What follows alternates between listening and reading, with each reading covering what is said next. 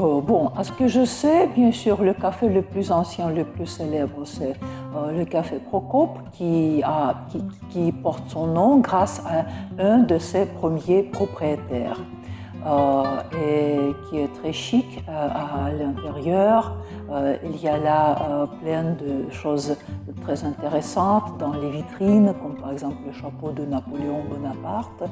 Mais il y a d'autres cafés, comme par exemple Café La Flore, qui porte son nom grâce à la déesse Flore, dont la statue se trouve non loin sur le boulevard.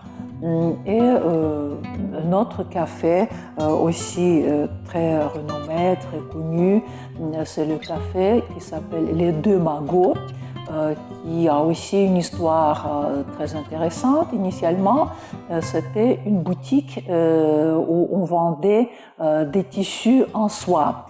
Et comme la soie est amenée de Chine, c'est la Chine qui est célèbre par ces tissus en soie, donc les propriétaires de cette boutique ont décoré leur intérieur avec deux figurines des Chinois qui se trouvaient en haut sous le plafond.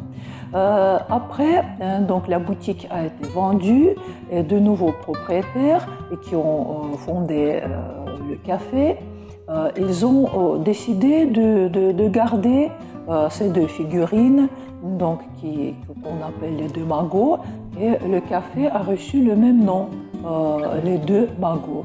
Ce café est aussi célèbre par des personnes célèbres qui ont visité ce café. Et en réalité, ces trois cafés, ce ne sont pas les cafés. Ce sont des restaurants, typiquement français, avec les cuisines françaises, avec des terrasses en été, ce que les Français adorent.